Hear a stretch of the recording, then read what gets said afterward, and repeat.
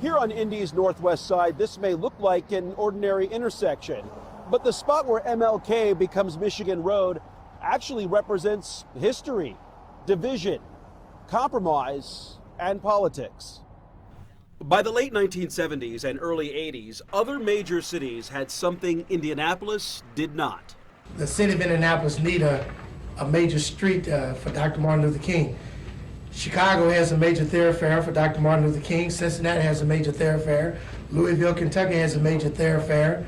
Boston, Massachusetts has a major thoroughfare. Los Angeles, California, I can go on and on. It was a movement, an uphill one at that, beginning in 1979 to name an Indianapolis street for the slain civil rights activists, an effort spearheaded by the late state senator Glenn Howard, who served on the Indianapolis City County Council at the time. Young blacks today has to have some type of image, and we just don't have it. That was the reason that I wanted to change Northwestern Avenue to Martin Luther King. Senator Glenn Howard, who at that time was a very vocal, very opinionated city county council person, and Glenn's point was that Dr. King didn't just advocate for poor and black people, he advocated for everybody. Monroe Gray is a former Indianapolis City County Council president who, long before he held that position, worked with Howard and others on the effort to name a street for Dr. King. The black history has always been about a struggle, and this was another struggle. It wasn't at the magnitude of maybe a riot or something like that, but it still was a struggle.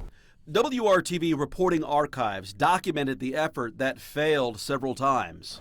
In the past, efforts to change the name of a street ran into opposition from business people who felt a name change would be costly, confusing, and cumbersome. Michigan Road is one of the earliest thoroughfares that span the state from Madison to Michigan City, and it's gone by several names. It's been known to drivers as Historic Michigan Road or 421. In the Indianapolis city limits, it was Northwestern and Southeastern Avenues. This stretch through Marion County was the focus of the push to honor Dr. King with a street name. The Transportation Department had even produced mock-ups of the street signs. What we wanted was for it to go all the way from county line to county line.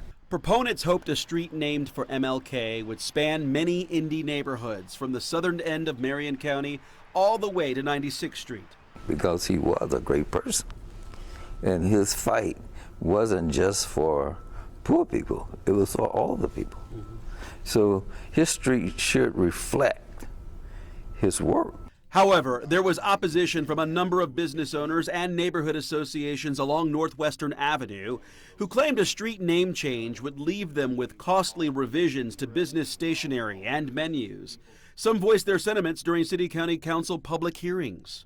I feel, really, if something like this can be imposed on people, there's something really wrong somewhere.